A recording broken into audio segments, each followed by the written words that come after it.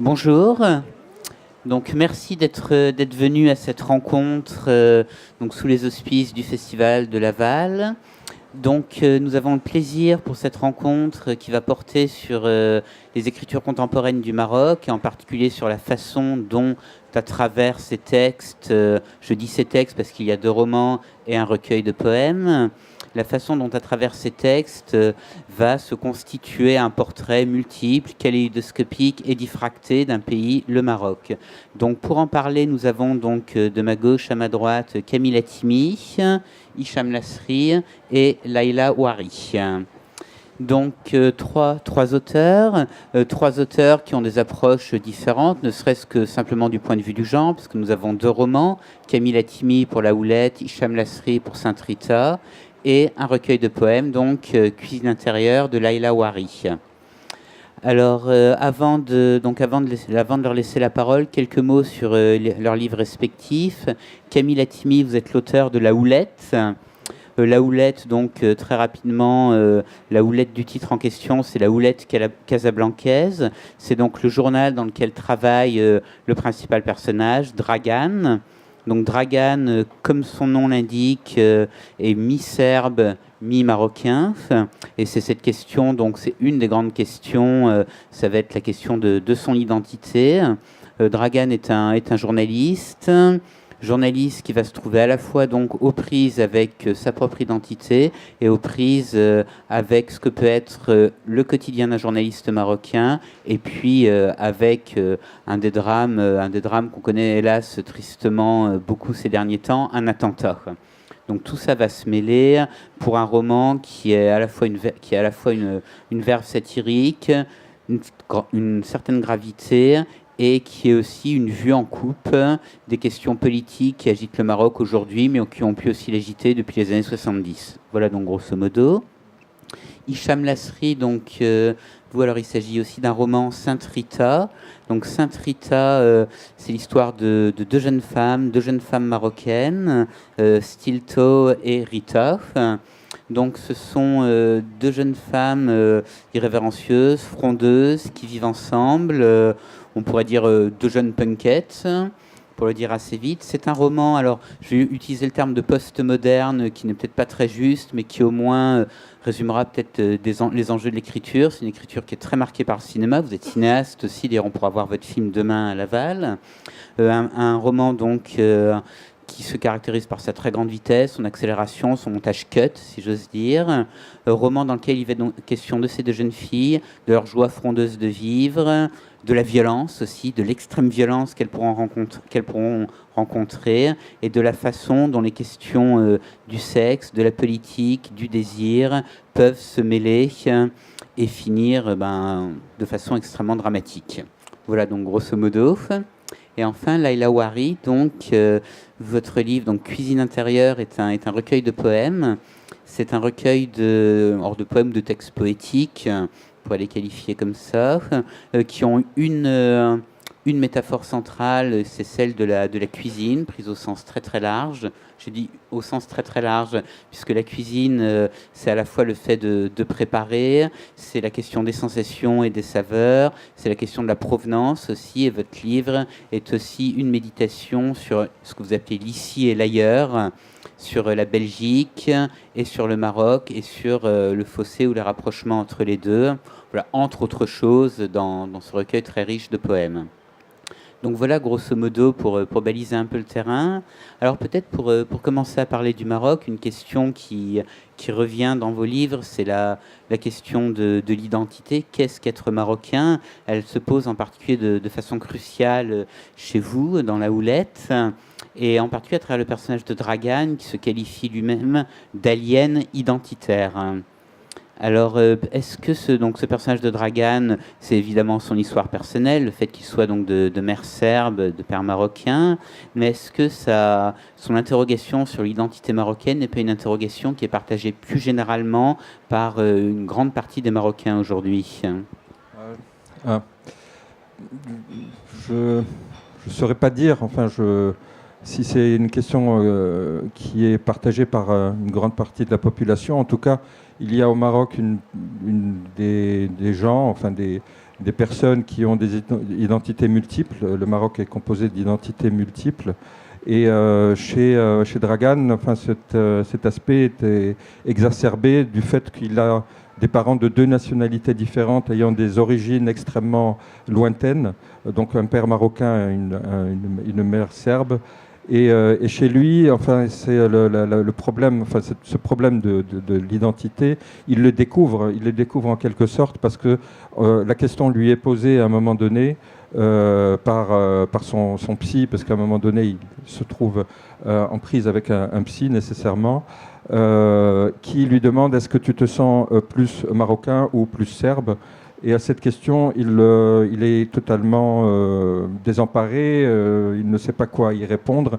Et en fait, cette question le déstructure totalement, enfin le déstabilise totalement, dans le sens où cette question-là, jamais il ne s'était posé cette question-là. Il semble découvrir que pour d'autres, cette question est extrêmement importante.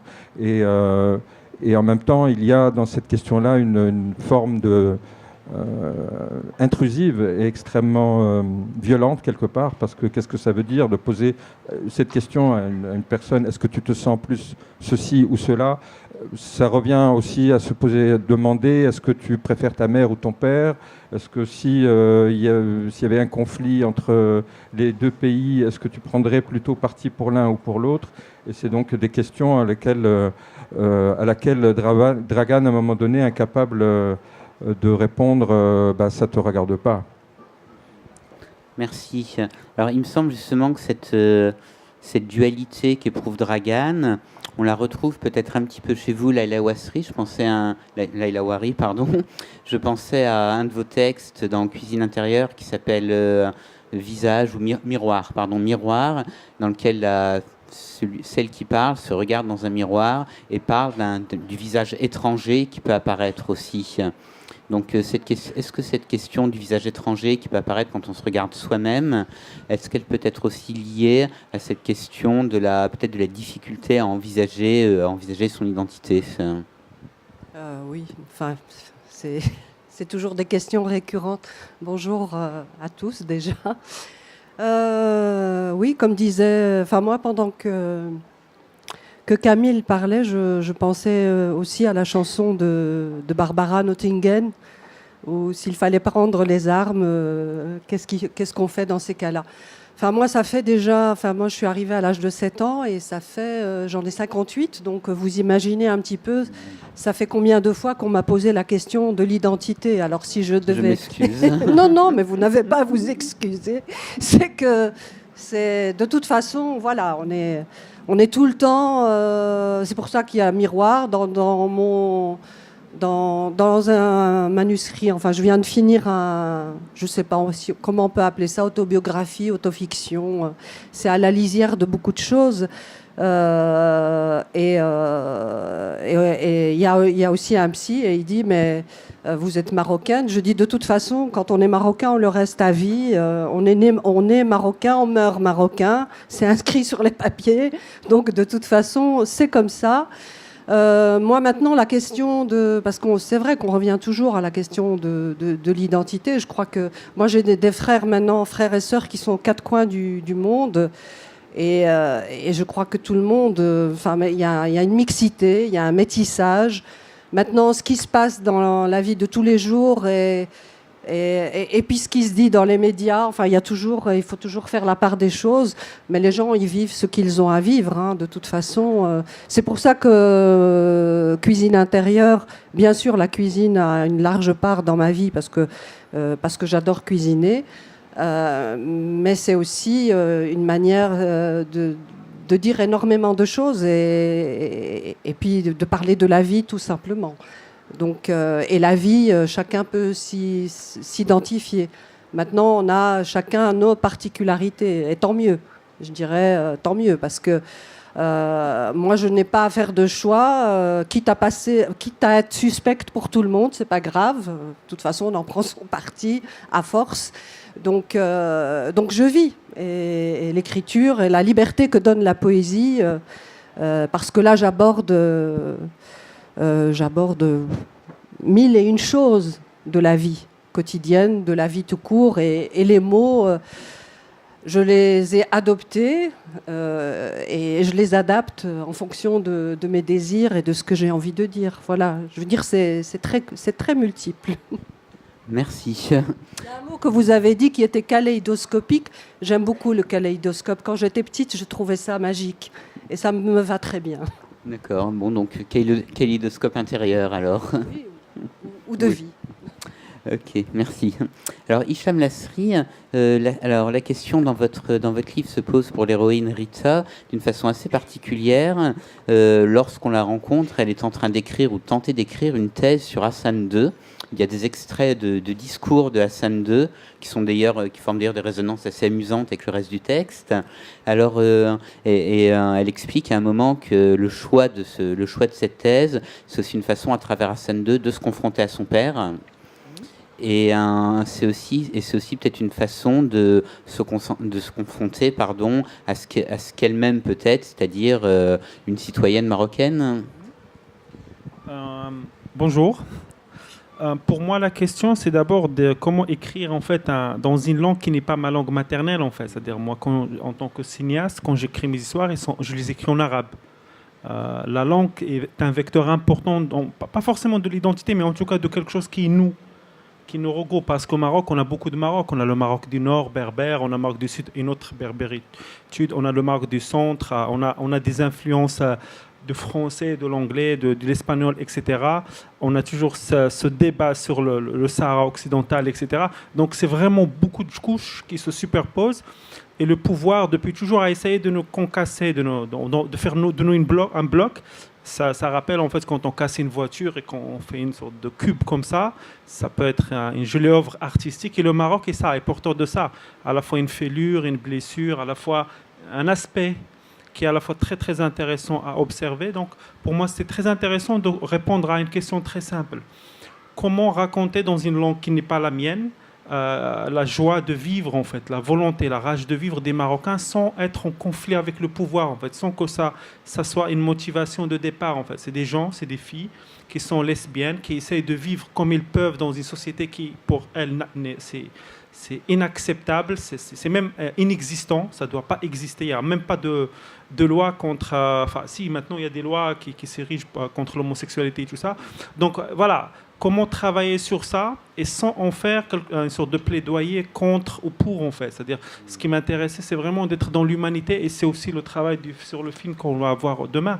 Donc, il n'y a pas de réponse à avoir. Je pense que chacun a une réponse, chacun a son background et la réponse dépend d'où il vient et pourquoi et le comment. Et voilà, je ne suis pas contre le principe d'engagement dans nos sociétés, mais généralement, c'est une sorte de guerre stérile en fait. Malheureusement, on est face à un pouvoir de plus en plus intelligent, de plus en plus en contrôle. Et la lutte des gens est absolument vaine. Je pense que pour moi, la seule solution, c'est d'avoir une voix. Le printemps arabe, quelque part, a apporté cette voix. Maintenant, il reste à l'utiliser pour dire quelque chose. Voilà, je pense que comment arriver à ça sans forcément être dans la note d'intention, en fait. C'est juste en étant dans une histoire de gens, de passion, de femmes, et puis comment, en fait, des gens qui ont la joie, enfin, une rage de vivre se télescopent et comment le résultat, une sorte d'étincelle dramatique. Donc, voilà. Merci. Alors, vous avez évoqué beaucoup de choses, notamment la question de la langue, qui est une des questions déterminantes dans vos 3 livres. Dans le vôtre, Camille Latimi aussi, puisqu'à un moment, Dragan parlera donc de l'arabe dialectal, dira que c'est sa patrie linguistique, et son père, Ilias, dira à un moment le français fait partie de notre identité marocaine.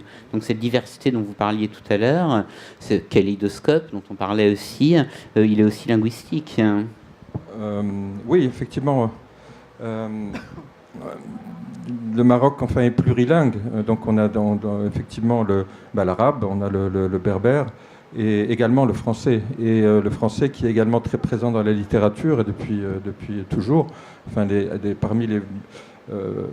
depuis 1954, avec Driss Shraibi, les premiers textes de Driss Shraibi, on a une littérature marocaine d'expression française qui est forte. Et aujourd'hui, depuis toujours, elle est au moins égale à la littérature en langue arabe.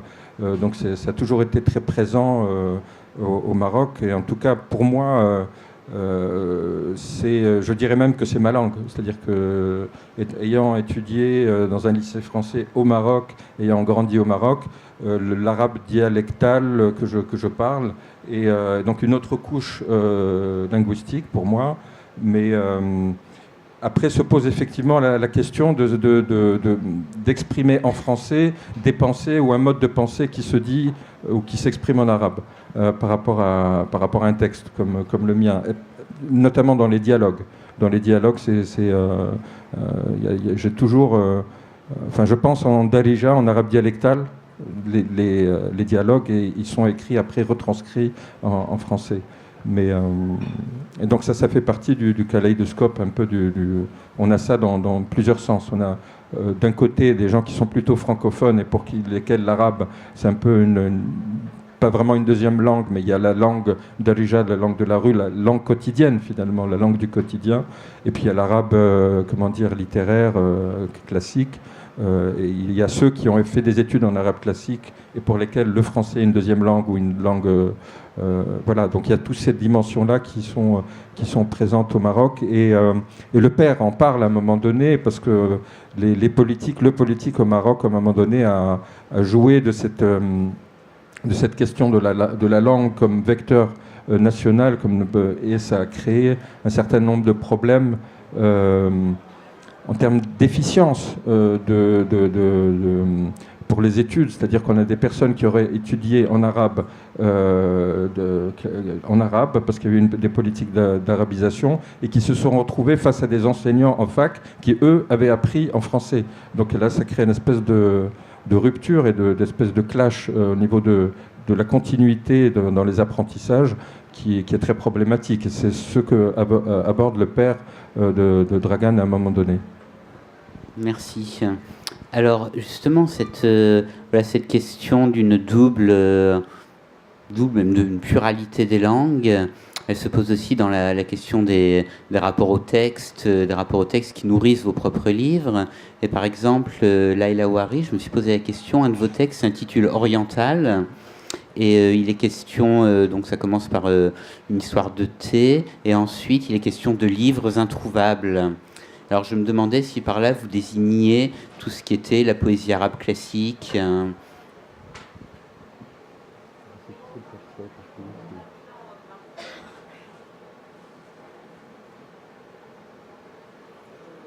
Cherche une page.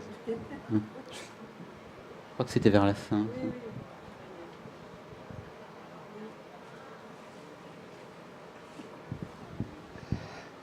À propos de la langue, je sors encore une fois de me poser un tas de questions par rapport à ça. Contrairement, je crois, à Camille et à Hicham, vous êtes arabophone, vous avez appris l'arabe, c'est votre langue maternelle comme moi. Oui, c'est compliqué. Enfin, c'est compliqué parce que moi je suis en plus de mère allemande. Oui. Donc il y a encore une autre couche. Il y a le français, il y a l'allemand, il y a l'arabe. Voilà. Oui, l'affaire se corse. Oui. C'est bien ce que je pense aussi. Moi, je fais partie d'une génération et je ne m'en étais pas rendu compte jusqu'à ce que je finisse ce que j'ai écrit là. C'est que ma langue maternelle au départ c'est l'arabe, mais au moment où j'ai appris où j'ai commencé, je connaissais l'arabe à 7 ans, donc avant que mes parents, mon père décide d'immigrer en Belgique, parce que je suis belge aussi, j'ai dû apprendre le français et vite oublier ce que je venais d'apprendre. C'est très violent en fait. Et cette violence-là, je n'en ai pris conscience que maintenant. C'est vous dire. C'est en fait, j'en ai pris conscience que maintenant, parce que c'est toujours ce qu'on vous renvoie quand on vous pose des questions, quand vous venez d'écrire un livre. Et souvent, j'ai même voulu arrêter. Il se fait que l'écriture, les mots, la langue française, je l'ai adoptée. Je ne sais pas si le contraire est vrai. Mais en tout cas, j'ai cet amour d'écrire. Maintenant, qu'écrire ? Il faut écrire, il ne faut pas se poser de questions. Mais tout dépend des parcours qu'on a. Moi, j'ai un parcours où mon père avait décidé comme ça, parce qu'à l'époque, au milieu des années 60, les Marocains, on les faisait venir par contingent. Il y avait des accords bilatéraux entre la Belgique et le Maroc. Donc les frontières, contrairement à aujourd'hui, étaient vraiment très ouvertes. Donc c'est le moins qu'on puisse dire. Donc là, il n'y avait pas de problème voilà, on atterrissait et il fallait s'adapter. Ce qu'il y a, c'est que moi, j'étais une bonne petite élève au Maroc. J'avais très très bien appris. D'ailleurs, j'ai le souvenir de l'instituteur qui disait à ma mère, mais c'est dommage pour cette petite fille que vous allez emmener comme ça, et alors c'est une très bonne élève. Donc ça, j'ai quand même gardé dans un petit coin de ma tête. Et après, en français, quand on est arrivé en Belgique, ma mère m'a dit, tu apprendras cette langue comme tu as appris l'arabe. Donc je me dis, bon, il n'y a pas de problème. Mais en fait, au fur et à mesure, on se rend compte que c'est pas aussi simple que ça. Parce que bon, mon père... il n'y a rien qui pouvait m'encourager, en tout cas à l'époque, à aller vers le français, si ce n'est qu'à un peu me lamenter sur mon sort, de dire pourquoi on est là, etc. En plus avec un père qui dit mais on n'est pas là pour longtemps, on va partir bientôt. Donc tout ça était très, très complexe. Alors maintenant, pour en revenir parce que ce serait un vaste débat sur la langue, assez compliqué. Et en plus, je sors d'avoir réfléchi à ça énormément, donc ça m'est très difficile de remuer tout ça. C'est pour ça que j'écris des textes poétiques. Et bien sûr, à une époque où j'étais adolescente, j'ai fait partie de mouvements de théâtre où on se posait plein de questions sur la langue, justement. Donc on a appris... on a découvert les poètes avant l'islam, après l'islam, on a appris les Mouloud Faraoun, Mouloud Mamri, Frantz Fanon, enfin tous les gens qui se sont posés sur la question du miroir, la question du masque. Dans L'étranger de Baudelaire, on retrouve aussi, je me retrouve bien d'ailleurs dans le texte de L'étranger de Baudelaire, parce que as-tu une patrie, as-tu une famille, qui es-tu, etc. Donc tout ça, ça se bouscule et c'est un peu la foire d'empoigne dans tout ça. Donc cela demande énormément de réflexion. Parce que, en tout cas pour moi qui ai grandi ici, mon père était un ouvrier. Et moi, j'avais l'amour de la langue française, mais j'étais en Belgique où il fallait apprendre le flamand aussi. Donc c'était... grandir dans un pays où il y a des problèmes de langue, on pourrait croire que, où est le problème, puisqu'il y a des problèmes de langue. Mais non, pas du tout, parce que chacun a ses spécificités en fonction de la classe sociale. Voilà, moi je grandissais dans un milieu... mon père était quelqu'un qui avait eu son certificat. Il est né en 1900, enfin maintenant il n'est plus de ce monde, mais il est né en 1923. Il avait eu son certificat d'école primaire, etc. Donc ce qui n'était pas rien. Donc quand on est arrivé en Belgique, il m'a dit bon, maintenant ma fille, on dit bonjour madame, merci madame, merci monsieur, au revoir monsieur, etc. Donc normalement les choses devaient se passer très simplement. Et en fait, au fur et à mesure des années, je me rends compte que c'est pas si simple que ça. Et dans un contexte où finalement on est en plus étiqueté, ça devient plus complexe, à moins d'être juste un écrivain tout court et on s'adresse au monde entier. Mais en fait, à l'intérieur de tout ça, je trouve qu'il y a une très grande complexité. Donc moi, je prends mon temps et je fais les choses à mon rythme. Et je me pose les questions qu'il y a à se poser. Et heureusement, il y a la poésie. Merci. Alors, justement, cette complexité de la langue, vous avez utilisé le terme « bousculer ». C'est un terme qu'on retrouve aussi sous votre plume, Hicham Lasri, quand vous parlez de stilto, donc l'amie de Rita, qui à chaque fois qu'elle cherche à s'exprimer, a les mots qui se bousculent dans sa tête. Et on a l'impression que le roman va être en partie un trajet où elle va commencer à trouver la maîtrise des mots, puisqu'elle tient un journal à un moment. Enfin, donc est-ce que c'était un peu ça que vous vouliez en partie montrer aussi ? Il y a de ça, mais surtout en fait de l'idée très simple de qui on est face à l'autre, en fait. C'est-à-dire ce qui dans Sainte Rita, l'un des éléments les plus importants, c'est que les deux filles ne viennent pas du même milieu social. Il faut savoir qu'au Maroc, Moi, j'ai toujours vécu au Maroc, j'ai fait mes études au Maroc et je vis toujours au Maroc. Donc, c'est très important pour moi d'être là. En fait, il y a une sorte presque de forteresse de la langue, en fait, au Maroc. C'est-à-dire les gens riches, ils parlent qu'en français. Les gens pauvres ne parlent qu'au marocain. Et puis, il y a une sorte d'espace entre les deux où coexistent des gens capables de parler les deux langues, en fait. Ou parce que c'est le milieu des affaires, ou parce que par habitude, en fait. Il y a beaucoup de gens qui maintenant se retrouvent un peu perdus, qui sont des Marocains, qui n'arrivent pas à parler l'arabe, le darija, ni le darija. Enfin, le darija, c'est le dialecte local. Enfin, mais c'est une sorte d'arabe simplifié, on va dire ça, avec un mélange de français, de berbère, en espagnol, en italien et tout ça, qui permet aux gens de communiquer entre eux. Chaque région, il a une sorte de musicalité et même des mots, une manière de parler différente et tout ça. Donc moi, je me suis retrouvé avec beaucoup de gens, d'amis que je connais, qui fréquentent le milieu du cinéma et tout ça, comédiens, etc., qui ne sont pas capables de s'intégrer à la société actuelle, parce qu'il y a un bouleversement depuis une vingtaine d'années. C'est que autant avant, c'était presque une coquetterie que de ne parler qu'en français. Même parfois des gens qui ne maîtrisent même pas bien le français, essaient de parler en français parce que ça donne une sorte de statut social. Oui, on maîtrise, on a fait des études, etc., et d'autres, en fait, et ça permet l'exclusion de celui qui ne va pas les comprendre. Et il faut savoir qu'on est dans des sociétés où le savoir, c'est quelque chose de particulier, parce qu'au Maroc, par exemple, je veux parler que Casablanca, par exemple, si on demande à quelqu'un la rue, une rue, même si on invente le nom de la rue, il ne va pas dire oh, je ne connais pas ou je ne sais pas. Ne pas savoir, c'est presque un péché. Mal accepté, mal digéré, et presque de la culpabilité. Et du coup, il y a beaucoup de malentendus, en fait. C'est-à-dire, on se retrouve parfois dans des discussions extrêmement absurdes avec des gens qui n'ont pas compris la première phrase et qui s'enfoncent de plus en plus dans la discussion alors qu'ils n'ont pas compris de quoi on parle. Et voilà. Donc, comment jouer, en fait, cette idée-là voilà, quelque chose qui est érigé entre les deux personnages, qui est la langue. Comment jouer avec l'idée de quelqu'un qui, parce qu'il vient d'un milieu, donc il a beaucoup de mal à s'exprimer, parce qu'il a il a peur de dire des choses mal ou de mal prononcer ou de mal se présenter finalement, parce que c'est une question d'apparence en fait. C'est ça. L'hypocrisie de nos sociétés, c'est de donner l'impression que on est démocratique, on est évolué, c'est ça la grande hypocrisie à la fois sociale, parce que c'est accepter qu'on est très pieux, qu'on est très religieux, qu'on est très musulman, etc.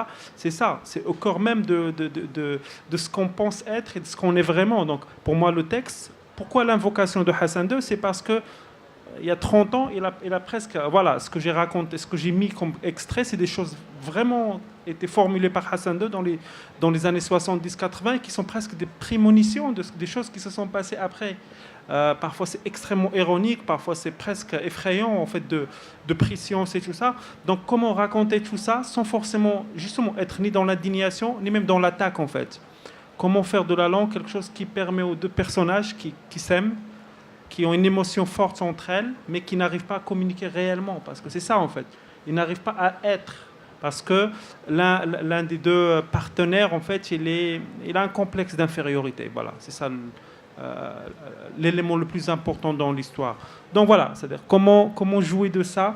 Et pour moi, le principe de la langue dans le texte, c'est pas forcément parce que c'est un choix de faire un texte francophone. Pour moi, c'est pas un livre francophone, c'est un livre casablancais, dans le sens où on parle toutes les langues. C'est-à-dire il y a beaucoup d'extraits de chansons, il y a beaucoup de dialogues, il y a parfois des mots en arabe, il y a parfois des mots en berbère, etc.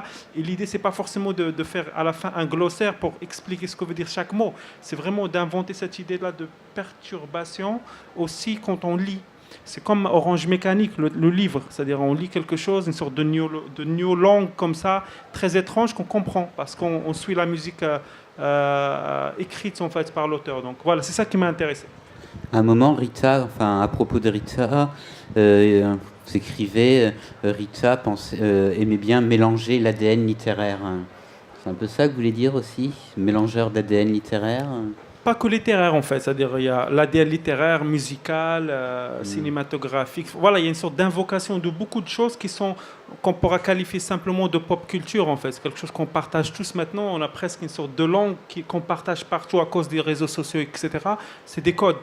C'est le smiley, c'est le machin et tout ça. Comment transformer ça en quelque chose de plus dense et pas forcément anecdotique. Anecdotique par principe, mais dénotifier, je ne sais pas comment dire ça. On enlève le côté anecdotique pour en faire une sorte de drame personnel propre au personnage.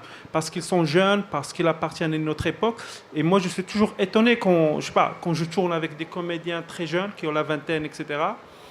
Je suis très, très étonné de comprendre qu'on n'est plus du même monde, en fait. Ils ont des codes particuliers. Là. Récemment, je tournais quelque chose où une fille parlait à une autre fille, c'était une histoire d'amour et tout ça, de son nouveau amoureux, etc.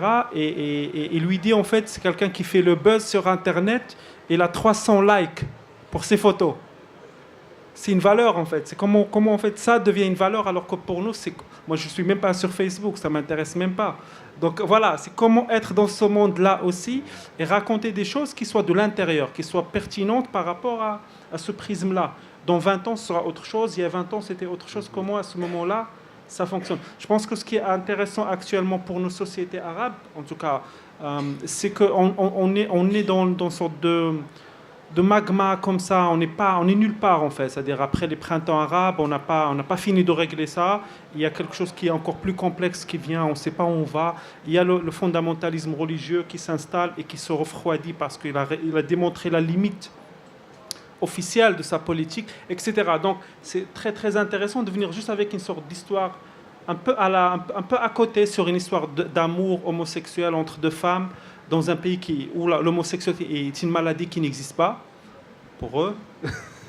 Donc, comment jouer de ça et puis révéler des choses sur la société dont la chose la plus importante actuellement, c'est l'hypocrisie. Voilà.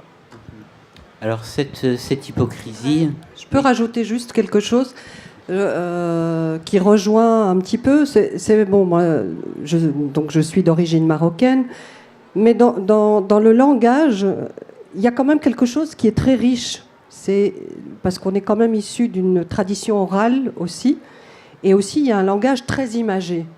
Et toutes ces images, parce que là on fait des cumuls, c'est vrai que le langage dont tu parles, il est celui de tout le monde, tous les jeunes maintenant, le like, le buzz, enfin toutes les techniques de être connecté. Donc on est dans un autre langage. Mais nous, moi j'ai le sentiment qu'il y a encore des choses à exploiter qui nous appartiennent et qui sont une richesse. Je ne m'en rendais pas compte, c'est-à-dire c'est maintenant avec l'âge, et c'est comme ça. Il faut vieillir pour comprendre un certain nombre de choses. C'est que je pense qu'il y a des choses à retenir. Moi, ce que je retiens et que je n'arrivais pas encore, comment, quand on aime la langue française qui est exigeante, et en même temps, quand on a une éducation maghrébine, marocaine, avec l'arabe dialectal, darija, donc c'est pas l'arabe classique, c'est la langue de la rue, c'est la langue que les gens parlent, ce n'est pas la langue des informations à la télévision, ce qui est encore... C'est-à-dire qu'il faut savoir qu'il y a un certain nombre de choses les unes derrière les autres. Alors comment comment rendre dans une langue qui soit à la fois française, littéraire, belle, mais avec toute cette complexité, cette richesse qu'on retrouve dans le Maroc, il y a tout dans le non-dit, dans le sous-texte. Moi, je trouve ça extraordinaire. Je veux dire, il y a une richesse là-dedans. En arabe, on dit famille al-fahem, comprenne qui veut, mais qu'il y a quand même quelque chose de délectable dans ces non-dits, dans des expressions idiomatiques, dans une manière de dire les choses.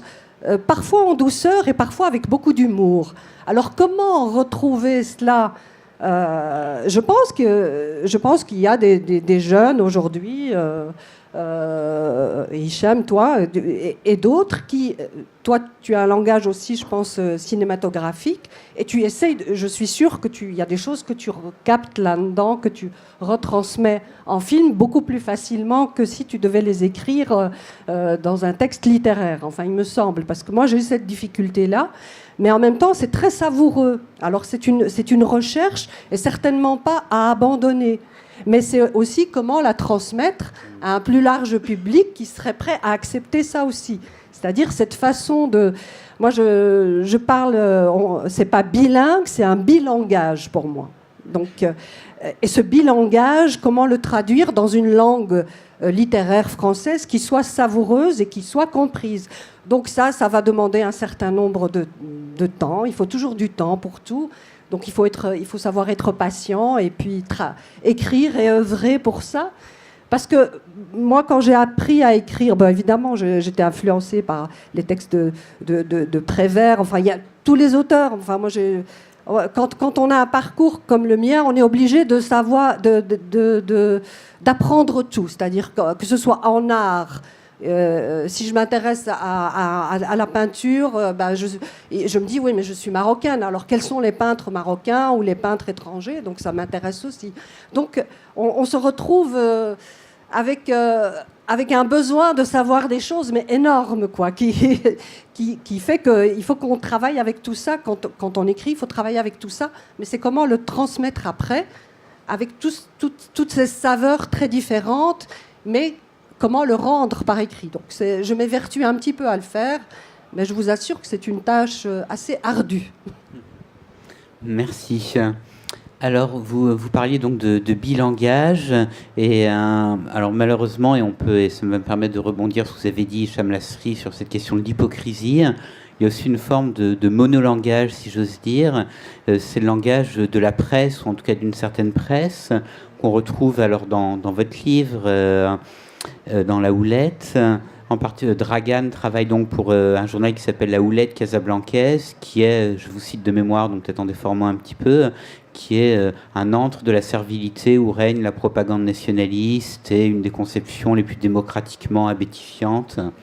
Donc un jugement assez sévère et sur finalement une presse qui serait une presse extrêmement lisse et peut-être aussi liée pied et poing. Bon, donc le personnage donc il travaille donc dans ce journal-là. Donc il s'agit de cette presse tout va bien, quoi. Telle qu'on peut en voir au Maroc, en Tunisie, un peu partout dans nos contrées. On a toujours des journaux de ce type-là. Bien entendu, c'est pas la seule version de la presse au Maroc. Il y a tout un panel de journaux qui sont édités. Bon, bien entendu, il y a des limitations au niveau de certains thèmes. Il y a des thèmes qu'on n'aborde pas, qui ne sont pas abordés. Et moi, ce qui m'intéressait, c'était de me demander, enfin, qu'est-ce que peut être l'existence, d'où peut venir un type qui, depuis des années et des années, à longueur de colonne, écrit des articles qui ne disent absolument rien, et qui tournent en boucle une information minimale, et qui la répète, et qui la répète, et qui la fignole, et qui la... Et enfin, je ne sais pas si ceux qui sont du Maroc, je pense plus qu'ils aient le loisir, enfin l'envie d'ouvrir cette presse-là, mais je pense qu'ils voient bien de quoi il s'agit. Donc l'idée, c'était essayer d'explorer un peu, c'était un espèce de défi que je m'étais donné, de me dire, mais qui sont ces gens-là? Qu'est-ce qui les motive? D'où ils viennent? Quelle peut être leur existence? Et j'ai extrapolé, enfin j'ai monté ma fantaisie à partir de cette question-là. Mais c'est une exploration, mais c'est absolument pas. Enfin, ça reste très un fantasme quelque part, parce que donc moi je ne suis pas journaliste, je suis un citoyen lambda qui ouvre le journal et qui se pose la question. Et bon, moi j'ai quitté le Maroc dans les années 80, donc je vis en France depuis le début des années 80. Mais donc je constatais donc cette presse en 1980 existait déjà et même antérieurement. Et aujourd'hui encore, lorsque je me rends au Maroc, cette même presse est identique, ça n'a pas bougé, ça n'a pas changé. Et donc voilà, il y a cette j'ai voulu faire poser un personnage dans ce décor-là, mais ça n'est pas nécessairement un texte sur la presse au Maroc ou sur le journalisme au Maroc, mais plutôt un cadre comme ça, comme un élément de la réalité du personnage, et qui voilà. C'est plutôt dans ce sens-là que se passent les choses dans le roman. Et c'est... Alors également, et ce qui est également intéressant, c'est aussi peut-être plus largement la façon dont votre texte est aussi une réflexion sur ce qu'on pourrait appeler rapidement en français une certaine langue de bois. Votre personnage revient au tout début, il revient d'un colloque en France sur l'islamophobie, et il raconte de manière très drôle d'ailleurs que voilà, en France il y a 3 positions sur l'islamophobie, toujours les mêmes, c'est pas grave, c'est grave, et c'est plus complexe qu'il n'y paraît. Et donc il raconte ça quasiment comme ça, enfin mieux que moi, mais quasiment comme ça. Et on a l'impression aussi qu'à propos de certains thèmes graves, l'islamophobie, ou plus tard, lors de l'attentat, les mots qu'emploiera le directeur de la rédaction de La Houlette, on a l'impression comme ça que circulent des formules figées, très creuses, et que ça remplace la pensée. Oui, mais c'est tout à fait ça. Enfin, donc d'ailleurs le titre du journal La Houlette, que donc j'avais trouvé un peu par hasard parce que lorsque j'ai écrit le journal, j'ai commencé à écrire, je cherchais un titre de journal qui puisse ressembler au quotidien qu'on a au Maroc. Donc je cherchais un peu comme ça et à un moment donné je butais un peu sur là-dessus. Je me suis dit bon, on va passer à autre chose, continuer à écrire et en attendant tu peux l'appeler bidule, truc, machin. Et j'ai dit La Houlette parce que La Houlette était un terme un peu comme ça, un mot un peu qui a une consonance déjà assez drôle, enfin je trouve, enfin, pas drôlatique mais un peu curieuse. Et c'est par la suite, à la fin, lorsque le livre était fini, que je me suis penché sur La Houlette. Qu'est-ce que ça voulait dire La Houlette? Donc La Houlette, donc c'est être sous la houlette être sous la houlette de quelqu'un ou de quelque chose. Donc il y a déjà cette idée de position supérieure, dominante par rapport à d'autres qu'on administre ou vers lesquels on peut être bienveillant ou pas.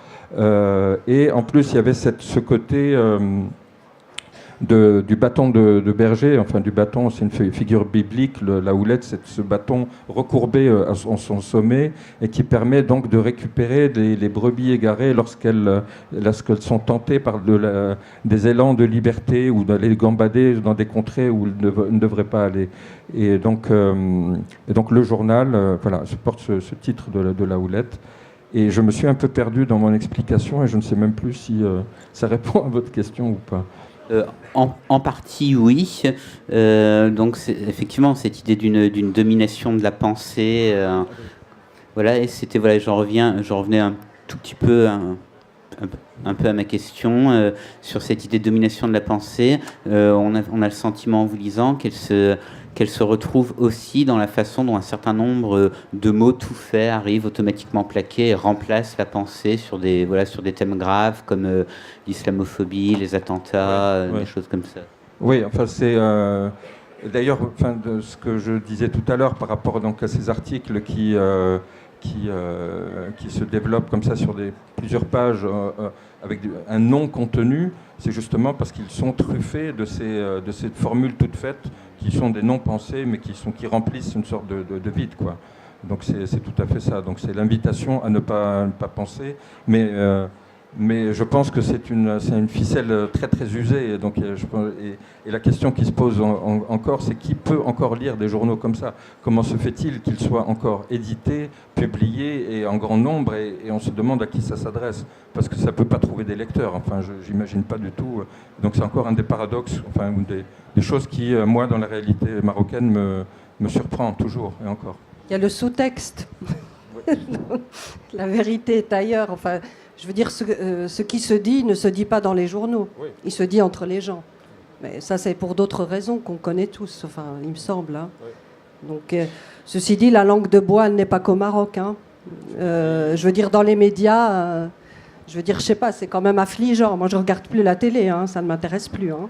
Donc, elle a d'autres formes plus sophistiquées, mais elle est là quand même. Hein. C'est malheureusement la chose du monde la mieux partagée. En fait, moi, je voulais juste apporter une nuance. Je suis d'accord sur l'idée en fait de la langue de bois de tout va bien, assommant. Je vais raconter une anecdote parce que c'est important. Moi, j'ai toujours vécu au Maroc et la première fois où j'ai voyagé, j'étais assez vieux. Je pense que je devais avoir 20 ans, 22 ans en France. Parce que c'est très difficile d'avoir le visa, etc. On ne va pas raconter ça. En fait, j'ai vécu dans un pays où tout était bien. On construisait des ponts, des barrages, des trucs, des maisons, des écoles, tout va bien. On inaugurait à tort et à travers plein de choses positives pour le pays. Et la première fois où j'ai mis le pied en France, j'ai regardé TF1, j'ai eu peur. Littéralement, vraiment, j'étais paniqué parce qu'en fait, ce n'était pas le monde dans lequel je vivais. C'est-à-dire, même quand on ne regarde pas la télé, on absorbe cette information d'une manière ou d'une autre. On est dans un pays où il faut savoir qu'au Maroc, c'est le roi qui a inventé le multipartisme. Et les journaux dont on parle, c'est des journaux de parti. Donc, le roi a inventé le multipartisme pour donner l'impression, ce que Noam Chomsky a dit un truc qui est très fort, c'est une démocratie pour spectateurs. C'est-à-dire, on joue la démocratie parce qu'on nous regarde, pas parce qu'on est en démocratie. Donc, ça, c'est quelque chose de très important, et les journaux participent à ça. Depuis 4-5 ans, il y a un truc qui est très drôle qui se passe, c'est une sorte d'inversion. C'est-à-dire là où avant tout allait bien, voilà, il y a un non-contenu, tout est rassurant, tout est lignifiant, parce qu'il faut qu'on dort. Là, c'est l'inverse. Là, on commence en fait ils ont inventé une sorte de deuxième niveau de stress pour le public, pour les citoyens. C'est on invente toujours des affaires. Il y a toujours des polémiques, il y a toujours des fausses polémiques, il y a toujours des choses bizarres qui se passent, qui deviennent des objets qui fascinent et qui occupent la nation. Voilà. Et pendant ce temps-là, ailleurs, il y a d'autres choses qui se passent. Les affaires, elles sont toujours en cours, etc. Donc, et ça c'est assez étonnant d'être là et de voir observer comment, en fait, on détourne l'attention. Comme on peut le faire ici en disant il y a 60 000 chômeurs au moins ce mois. Moi, j'ai regardé ça, je dis ok, c'est très bien, c'est génial et tout ça. Mais en fait, on sent qu'il y a toujours une sorte de braquage ici. C'est comme Ocean Eleven, il y a un braquage ici, mais tout le monde doit regarder là parce que c'est comme ça qu'on vole bien, quoi. C'est comme ça qu'on prépare bien son coup et tout ça. Et l'information au Maroc, il est aussi à deux niveaux parce qu'il faut savoir qu'on est toujours dans une société où la moitié, voire 40% de la population est illettrée. C'est-à-dire, le journal, s'il l'ouvre, c'est juste pour regarder les photos. Les journaux, ils se lisent à l'envers, pas parce que c'est écrit en arabe, enfin, parce que c'est le plus intéressant est la fin. Il y a toujours des photos de belles filles. Et puis le deuxième, il y a toujours des mots croisés, etc. Donc pour ceux qui lisent les journaux, qui sont toujours, comme en France, existants dans les cafés, etc., c'est plus une manière de passer du temps. Parce qu'on ne va pas lire un livre, parce que ce n'est pas la culture locale d'avoir un livre dans sa poche et de l'ouvrir pour le lire, etc. Ce n'est même pas une critique, c'est juste un constat comme ça, très, très, très étrange, en fait. Donc, en fait, les faits divers aussi, ajoutés aux mots croisés. Les faits divers aussi, mais avant, il y avait un journal qui a beaucoup marché, je ne sais pas, un journal très, très... il n'y a rien qui est écrit, en fait, ça qui est génial. Il y a beaucoup de mots, beaucoup de phrases, beaucoup de choses, mais il n'y a aucune consistance. C'est des pop-corn, quoi. On peut avoir un journal avec 18 pages, mais que des publicités, par exemple, ou des articles mal écrits sur des événements dont on s'en fout, tout ça. Et puis, en fait, à un moment donné, ils ont trouvé un truc très drôle et très intéressant aussi, révélateur de la société, c'est ils ont écrit des faux courriers de lecteurs qui ne parlent que de sexe, en arabe. C'est génial, en fait. Moi, à l'époque, j'étais à la fac, tout le monde avait en fait, acheté le journal et tout le monde le lisait, quoi. Donc j'avais un job dans une usine, les gens qui lisaient pas, en fait, ils se faisaient lire les choses par ceux qui sont capables de lire. Donc et je trouve que c'est intéressant parce qu'il y a une envie de s'encanailler, mais qui n'est jamais assumée. Jamais, à aucun moment de notre société n'assumera le fait, voilà, c'est pas grave, quoi, d'avoir ces gestes-là, d'avoir un journalisme poubelle, etc. C'est pas grave. Ça doit toujours être important, ça doit toujours contre ou pour une situation, mais on parle jamais de pouvoir, on ne remet jamais en question le principe même de pouvoir, de makhzen. On est même à un niveau de notre société où le makhzen, c'est le pouvoir. Le mot, ça veut dire en fait caché ou grenier. Et avant, c'était en fait le makhzen, c'est-à-dire le sultan, c'est-à-dire la lignée du roi actuel, qui avait le pouvoir parce qu'il fédérait les tribus. Et sinon, c'était le siba. Siba, c'était le chaos. Tout le monde se bagarrait et tout ça. Donc voilà, c'était des notions très, très simples. Et on a même des groupes de rap qui sont makhzania. C'est-à-dire, ils chantent la gloire du roi. Et voilà, moi, c'est des gens que je rencontre, des jeunes artistes, etc., parce qu'ils veulent s'approcher du pouvoir, parce que le pouvoir est très très intéressant pour eux, c'est-à-dire ça leur permet d'exister dans les médias, parce que les médias sont financés par l'État. Quand on parle de l'État, on parle d'une personne, il y a pas l'organisme, elle est là, le corps, elle est là, mais c'est presque une sorte de placebo de corps. Et voilà, donc c'est des micro paradoxes, mais qui prennent énormément de place, énormément de sens, parce que c'est la société qui est composée comme ça. Il y a beaucoup de gestes qui donnent l'impression d'être complètement carrés qui ne le sont absolument pas. Donc voilà, c'est comment raconter ça. C'est ce qui est passionnant pour moi. Dans mon film, le film qu'on va voir demain, la première phrase qui est prononcée dans le film, c'est « abat le régime ». Et j'ai beaucoup de mal voilà, on a essayé de me dire oui, le film est bien, ça ne sert à rien de mettre à bas le régime. C'est pas, voilà, on n'a pas cherché à me censurer parce que le film a été montré à Cannes, etc. Donc on n'a pas cherché à me censurer, mais en même temps il y a toujours des gens pour dire ouais, ce film est un peu pourquoi à bas le régime. Oui, mais ça a été dit dans la rue pendant le printemps arabe. Donc c'est important que ça soit formulé. C'est pas pour invoquer quelque chose. C'est pas un film politique, c'est un film sur une situation humaine et forcément il y a de la politique dedans. Donc voilà, donc c'était très intéressant d'être là et de sentir en fait comment les gens ne sont pas d'accord avec eux-mêmes en fait. C'est ça qui est drôle. Ils sont absolument pas en accord avec eux-mêmes, ils savent pas ce qu'ils veulent et on revient à une situation finalement d'intérêt, c'est-à-dire plus on s'approche du pouvoir, du palais, plus on est sûr de grappiller quelque chose. On doit être le seul pays au monde où on a un principe très simple qui s'appelle les agréments. Un agrément, ça veut dire un agrément. C'est une rente, quoi. Qui est une rente. En fait, un agrément, c'est un agrément de taxi ou de transport en commun, etc., personnel. Ça veut dire beaucoup d'argent pendant X temps, pendant toute sa vie. Et en fait, pour gratifier ces sous-fifres, l'État, le roi spécialement, ou ceux qui l'entourent, donnaient toujours des agréments aux gens.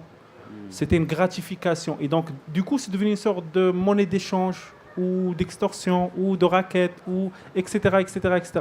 Donc voilà, c'est construit comme ça. Et du coup, je parlais avec un groupe de musiciens marocains, un groupe qui s'appelle Houba Houba Spirit, qui est assez rock.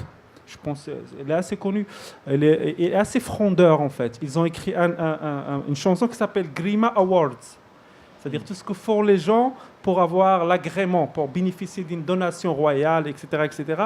Et à cause de ça, le monsieur m'a raconté, le leader du groupe m'a raconté qu'ils se font un peu jeter des festivals au Maroc parce qu'ils ont écrit cette chanson. C'est jamais frontal, c'est jamais on va censurer, brûler les disques, etc. C'est plus ce rapport-là au pouvoir, c'est un rapport plus pernicieux, c'est un rapport plus corporel, c'est-à-dire on va vous faire du mal, ça va jamais être, on va envoyer les CRS, c'est fini ça, les CRS maintenant, ils sont au chômage, quoi, ils font rien.